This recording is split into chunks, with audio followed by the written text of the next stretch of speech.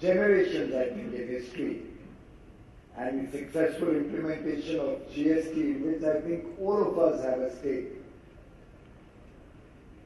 can become the turning point in the Indian economy, where we expand our markets, expand our horizon, expand the possibilities of a better future for millions and millions of Indians.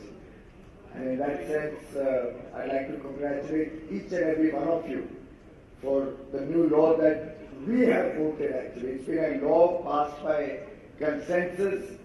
States across the country, across political affiliations, have all come together to make this happen. And in that sense, that's the hallmark of good governance, that while politics is there, you have politics during elections. Post-elections, the strength of Indian democracy comes from the fact that we can all get together, work together to make things happen. And today was one more success story in this journey where a broad consensus could be made amongst different political ideologies, different political ways of thinking, working, to come to a policy which I believe we are all in agreement that it is good for the country. I'm delighted that Network 18 has chosen to organize the Global Natural Resources Conclave, more so because the natural resources of a country define its future. Very often when we talk about GDP, when we talk about what constitutes national wealth, we fail to realize the important role that minerals have while calculating national wealth, national prosperity. In some sense, whatever is below the ground, in terms of the mineral wealth, or for that matter, even the soil on which agricultural produce is grown, the produce that comes on the ground, it could be as simple as the forest cover in a country. Of course, agricultural wealth is truly value-added product. Human labor is another product that adds to national wealth. At one earlier interaction, somebody had corrected me that the animal wealth of the country also creates wealth. And it's only when you put all of them together, working in tandem, working to create value, to bring prosperity to the people engaged in these various activities, that a country can prosper. India is blessed. We have a large number of minerals in the country. I believe at last count we have mining activity in about 88 minerals, totaling to about an output of $40 billion without considering petroleum products. Now, on the one hand, this may sound like a good figure, it may sound like a significant output, but to my mind, it's certainly not the true potential of India. There's a lot more we can do. There is huge opportunity out there. And if one looks at the 7 decades of India's independence, I think there have been a lot of lost opportunities when it came to using the natural resources that this country has been blessed with to its full effect. Since I also hold the charge of coal, and today I am facing the stress of not being able to sell the amount of coal that we are producing. As many of you may be aware, we have actually regulated the output of coal, the production of coal, in the last 12 months for lack of adequate avenues to consume that coal. And one of the principal causes of that is that in earlier years, we never imagined that India could be a coal surplus country. We had almost given up on our ability to mine the amount of coal that the country needs. In that process, over the last 10 or 15 years, we landed up setting up large amounts of thermal coal-based power plants, which are designed to consume only imported coal. Coal with much less fly ash, coal which doesn't have the kind of impurities that our Indian coal has. And because of that, the country even today continues to import thermal coal on the one hand, and on the other hand we are stressed with large amounts of coal at the pithead, lying in stock, waiting to be mined, but we are unable to mine it for lack of adequate market. Fortunately, those days I hope are behind us when we would plan in that feeling of helplessness to depend on imported products. I have a piece of good news. Only about 10 days back, the Power Minister of Tamil Nadu met me. That's a state which was planning to have an ultra mega power project based on imported coal. For the last several years, the process was on. And despite several interactions that I've had in the last 3 years, they were unwilling to compromise, and for whatever reason, they wanted to focus on imported coal. I'm delighted that 10 days ago, the minister has come and handed me a letter saying that they'd like to change the plans and would now like to set up their plant based on domestic coal, looking at the easy availability of coal and the large amounts of coal that we are domestically able to produce in the country today. And the same goes sector after sector when I assess the natural resources of this country. In fact, another very, very ridiculous situation that I inherited, and I'm told this has been going on for several years before this government came into power,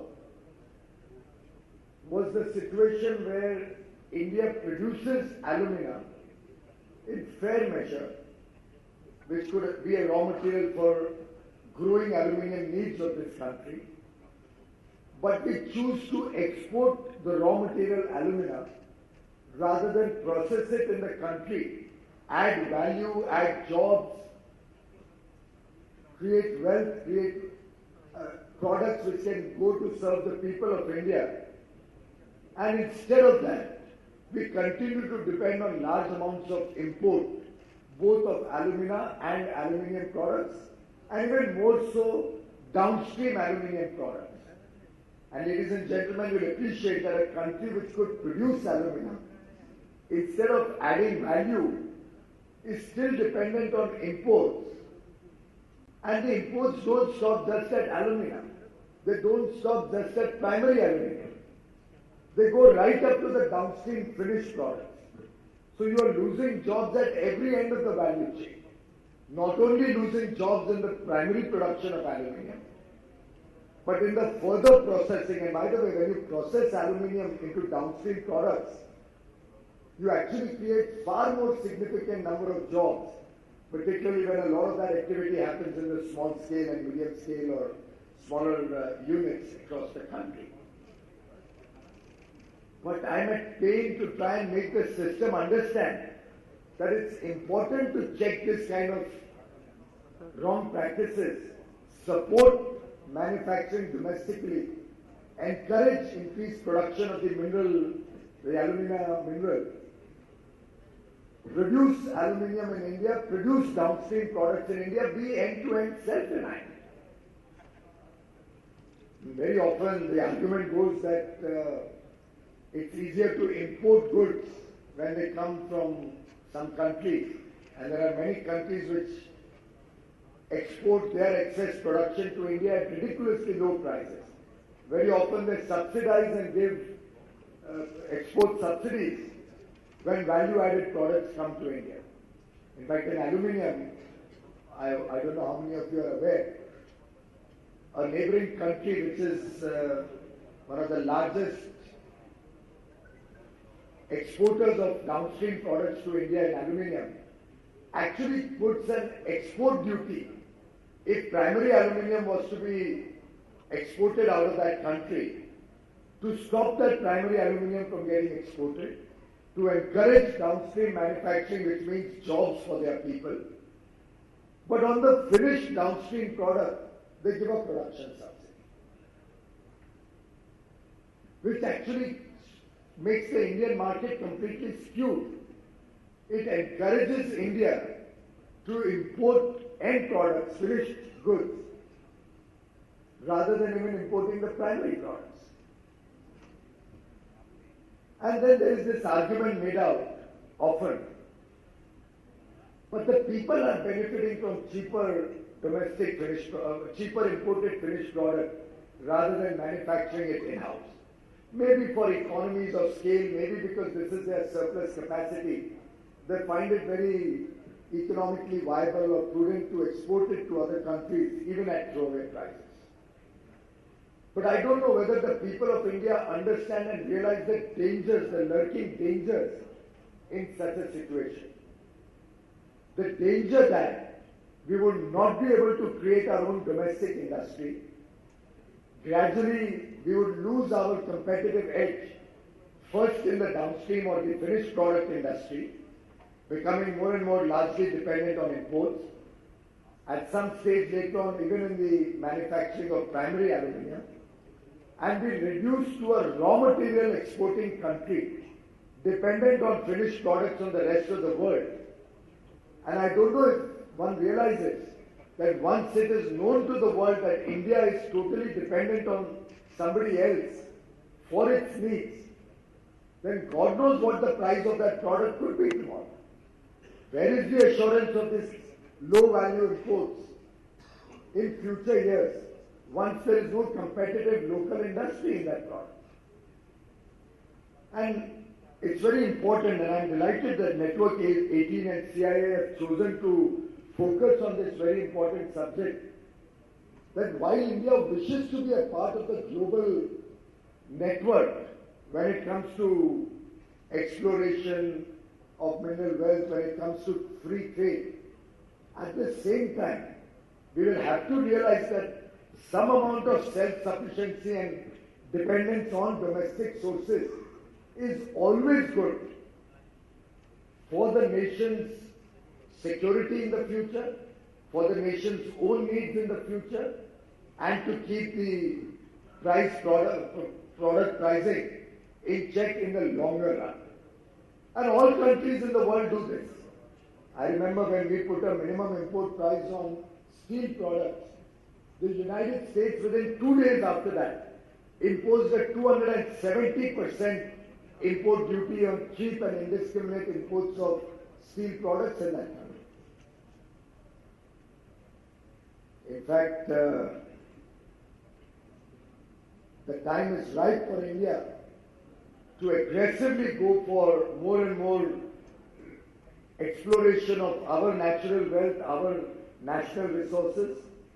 It's time we invested heavily in the exploration activity. In fact, the figure that I got was that India only spends 0.4% of the world spending on exploration of minerals in India. I think that's a very, very dangerous situation. We are trying to change that. In fact, recently we have given out 100 areas for exploration, some to the government companies, some are being bid out to private companies. The idea being that once we have a fair idea or a fair estimate of the natural wealth in those mines, we'll have the ability to run a transparent auction process and give licenses to people to exploit that, to mine the mineral from these areas, and would have a fair idea of what is the mineral wealth in each of these mining blocks, so that that value determined out of a fair and transparent process, A, ensures that there is no discrimination, ensures that there is no illegality, ensures that there is no corruption on the one hand, and B, the value that is received by state governments, and mind you, all of this value goes straight to the state governments, helps the state governments run their programs, particularly their programs for the welfare of the poor, the welfare of the deprived and marginalized sections of society, helps the state governments run programs for a better future for the youth of our country, for the women of our country. And in that sense, probably India is the first country which has separated exploration from exploitation of prospective. There was a lot of criticism, there was a lot of resistance initially when we proposed this. I think gradually the world is coming to terms and understanding the deep thinking that has gone behind this. In fact, we recently had some interactions with some African countries who were delighted at the prospect of what we have done, where we separately give out a contract for exploration, pay the value as a contractor to the exploration company. After all, there's no rocket science in exploration. If at all there is a science or an art or a combination of both, it is at best in the interpretation of the exploration results. And that we can leave to everybody. We can give out all the findings of exploration and let the people, the bidders for the mining licenses, do their own inference, bid as per their own interest on what kind of value they can take out of that mine. But in the process, we'll be able to actually get the true value of this mineral, serve the people of India. And my party, the Bharatiya Janata Party, which is founded on the ideology of Pandit Deendayal Upadhyay, whose birth centenary we are celebrating this year, believes in what Pandit Deendayal Upadhyay had said more than 50 years ago, that the nation's natural resources or the wealth of the nation should first go to serve the person at the bottom of the pyramid. It is our duty that the national wealth is first used for the welfare of the poorest of the poor, so that we can create a more inclusive society, create a society which works for a better future for 1.2 billion people, which gives everybody a chance for a brighter tomorrow. And in that sense, our natural resource development in the days and years to come is going to be a very, very important element of the economic development of the country. A friend had once told me that if India were to only focus on expanding the mineral wealth of this country and putting that into the service of the motherland, that itself could create millions of jobs, that itself could create that enabling framework which would help industrialization in the length and breadth of the country, that could add huge amount of jobs, particularly in the eastern parts of India, which have remained deprived, which have remained laggards in the development, economic growth of this country.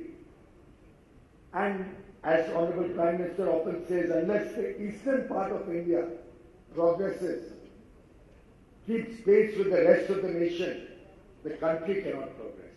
And I think we are blessed that states like Jharkhand, Chhattisgarh, Bengal, Madhya Pradesh,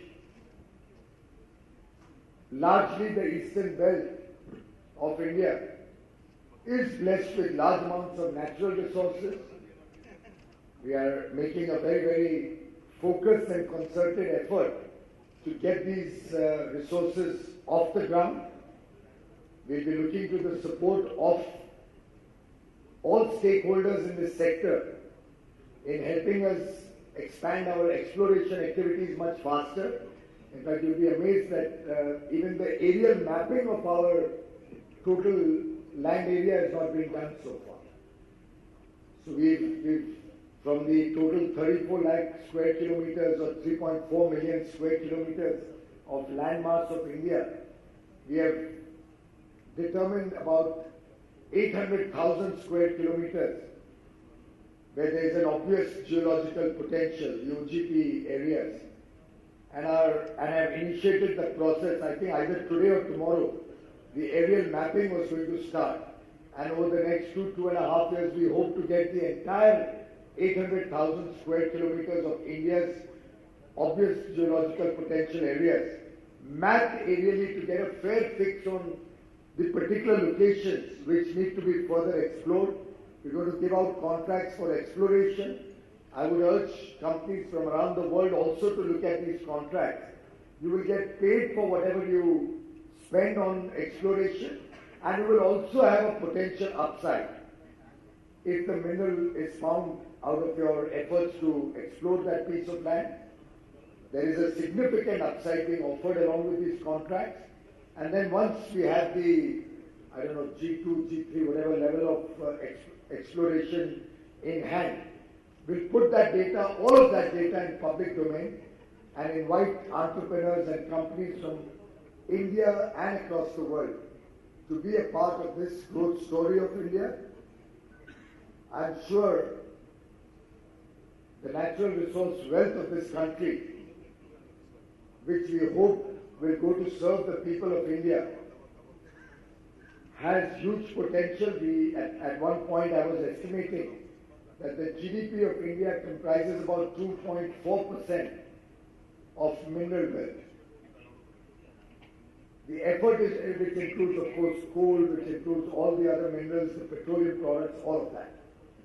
Can we look at seeing whether we can double that, and what would be a fair timetable or a fair time frame in which we can double this potential?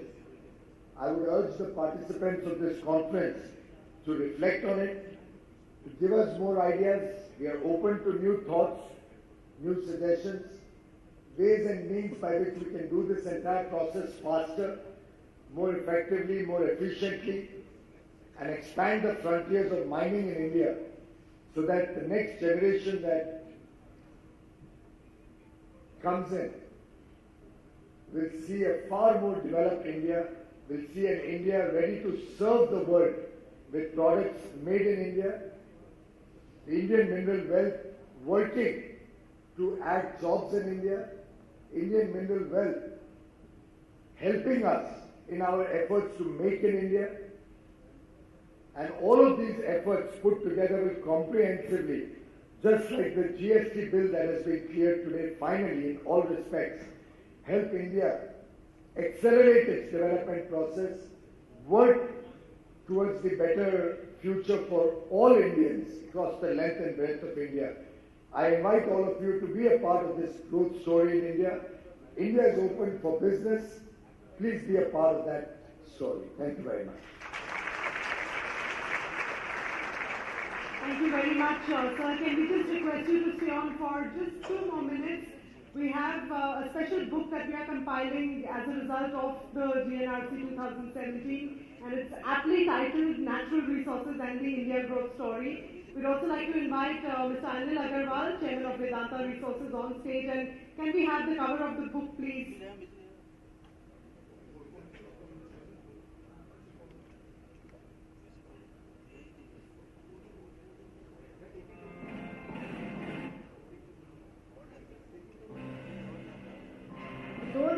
इस कहानी यहाँ पर हुई चर्चा और यहाँ से जो विचार उठ के आगे जाएंगे उसका सार समेत है ये पूरी किताब. Yes, in fact, the book will not only capture everything that has happened over here at the Global Natural Resources Conclave over the last 2 days, it will also be a ready reckoner of information on India's natural resources, of ideas, solutions, and really thoughts from global experts on how to leverage India's natural resources better. Yes, sir, and lots more apart from that. Thank you so much for joining us today. Let's have a huge round of applause for Mr. Piyush Goyal.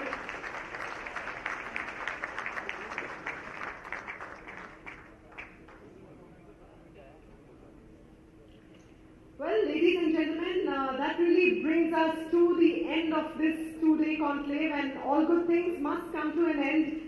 But before we end, I'd like to thank all of you for being a very, very participative audience here over these 2 days. We'd also like to thank all our guests from the 30 different nations who made it here to India to really add value and stature to the Global Natural Resources Conference.